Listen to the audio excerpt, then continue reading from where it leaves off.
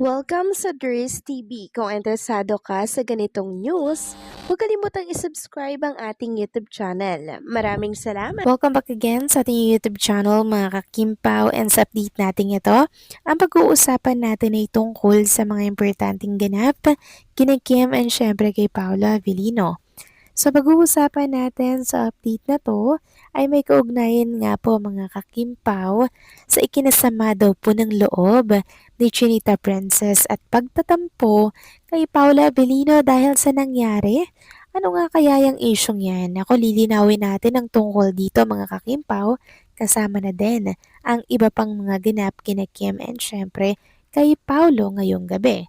Pero bago po ang lahat, maraming salamat po sa inyong patuloy na pag-support at pagsubaybay sa mga daily update natin. Kaya naman bilang pasasalamat, narito po ang isang napili kong komento patungkol ito sa naging previous update. Mula ito kay Ginang Norma Dayag. Sabi niya, "Good PM Dres TV, legit ba itong vlogs mo? Nanood po ako ngayon, Martes sa Showtime at very blooming si Kim sa OOTD at halata na yung tiyan niya na palagay ko babae yung magiging anak niya. At di na ako magtataka na may inggit itong mga bashers niya kasi maganda siyang magbuntis at napakaganda niya. Kaya sa inyo mga bashers, anong masasabi niyo na dito sa ebidensya na ito na talagang civilly married na silang dalawa? Tama lang na magsama na silang dalawa kasi andyan na yung ebidensya at para may mag-alaga kay Kimi sa pagbubuntis niya. Tama lang na magsama na sila para huminto itong mga bashers at haters sa paninira nila sa dalawa. Diyos lang ang bahala sa kanila, no permanent things to happen. God bless them both, all things happen to them is the will of God. Correct, Ginang Norma Dayag. Lahat po ng nangyayari po sa kanila is will of God. Pero syempre, wag nating kalilimutan na tayo pa rin po mga kakimpaw ang gumagawa ng ating sariling kapalaran. At abot naman po sa buntisan issue na yan, hindi po natin kasi alam kung totoo yan mga kakimpaw eh. Basta ang para sa akin mga kakimpaw, malalaman at malalaman po natin yan kung totoo po yan. Pero kung hindi, hindi po yan lalaki. Kaya naman, shut up muna tayo sa isyong yan, Ginang Norma Dayag ha. Basta tayo ay masaya sa mga nangyayari po sa kanilang dalawa ngayon, 'di ba? Super blessed kasi nilang dalawa at nabiyayaan sila ng napakaraming blessings. So maraming salamat po sa inyong komento, Ginang Norma Dayag. God bless po sa inyo at mabuhay kayo. So eto na nga pag-usapan natin ang mga balita po na nakalap natin sa update na to. At unahin na nga nating pag-usapan eto pong pinost ng isa sa mga Kimpaw page. Sabi niya, kindness that makes a difference. Hindi lang sa entablado kumikinang si Kim Chu, kundi pati sa pagtulong sa kapwa. World remit ang celebrity and celebrity ambassador Kim Chu handed 500,000 donation to ABS-CBN Foundation, a meaningful gestures of compassion and generosity.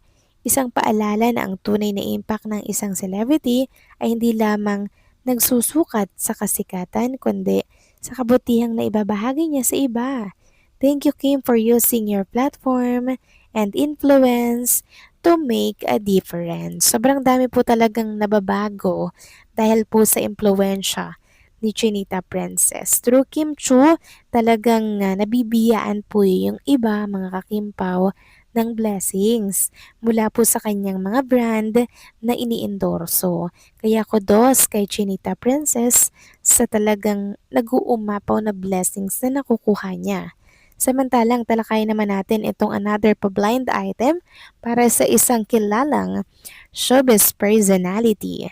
Sabi dito, usap-usapan ngayon ng isang kilalang showbiz personality matapos kumalat ang bulong-bulungan na tila level up na umano ang relasyon nito sa isang espesyal na tao. Ayon sa mga kumakalat na kwento, mas naging malapit at seryoso na raw ang dalawa pero pareho umano nilang pinipiling manatiling tahimik at low-key pagdating sa tunay na estado ng kanilang relasyon. So mag-iisip pa ba tayo mga kakimpo kung sino yung nasa pa-blind item? Syempre, pag sinabing low-kay, abay Kim and Paolo yan. Dahil mas ginugusto talaga nilang maging private yung relationship na meron po sila. Kasi once na private ang relationship, syempre mas tahimik. Kaya naman igalang po natin ang kanilang desisyon para sa kanilang relationship.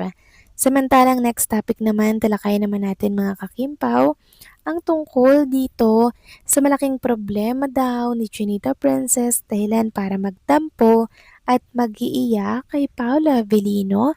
Ano nga kaya ang nangyari mga kakimpaw? Ayon kasi dito sa post ni Blair, hot news. May napupusuan daw si Pau na non-showbiz na negosyante at walang relasyon ng Kimpaw. Ayon sa isang kilalang psychic. So yan na naman mga kakimpaw ang mga hot news na yan na wala naman pong katotohanan. Mula lamang po ito sa hula na meron daw napupusuan si Paulo na non-showbiz daw po na negosyante or business woman. Tapos mas bata daw kay Paulo, hindi daw ito si Kim Chu mga kakimpaw at kung ano-ano pa. Nagsimula lang po ito sa hula na hindi po dapat paniwalaan ng mga kakimpaw kasi hula lang po yan, pero ang dami pa ring naniniwala.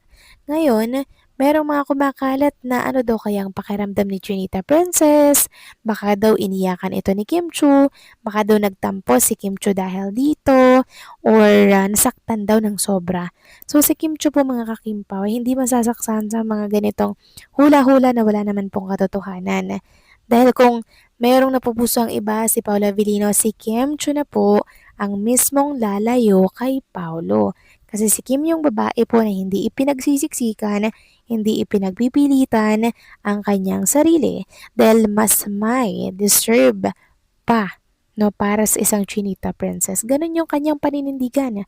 Imagine 11 or 12 years itinapon niya mga kakimpaw. Kay Paulo pa kaya mga kakimpaw na ilang taon pa lang sila kung sakali, 'di ba? Kaya si Paulo iingatan niya po yung pagmamahal na inaalay niya kay Chinita Princess kasi kilala niya si Kim Chu na sa oras na yan po ay mawalan ng amor at gana dahil sa pangloloko or what mga kakimpaw, hindi talaga yan magtitiis sa isang relasyon. Siya yung napakatapang na babae mga kakimpaw. Idol ko siya sa kanyang katapangan dahil hindi po talaga siya mga kakimpaw nagpapatinag. Yung paninindigan niya is paninindigan niya talaga na walang makakabali. Nakaka-proud si Chinita Princess. Kaya takot na lang po ni Paula Avellino na iwan, lokohin si Chinita Princess, ipagpalit sa ibang non-showbiz girl daw na negosyante daw kuno mga kakimpaw. So hula lamang yan at hindi po tayo dapat mag-rely sa mga hula po mga kakimpaw. Sobrang saya ni Kim and Paolo at sobrang tahimik nila pagdating sa kanilang relationship. Kaya kalma lang, wala po itong katotohanan, okay? So paano mga kakimpaw, hanggang dito lang po ang update natin. Maraming salamat sa patuloy na pagsuporta.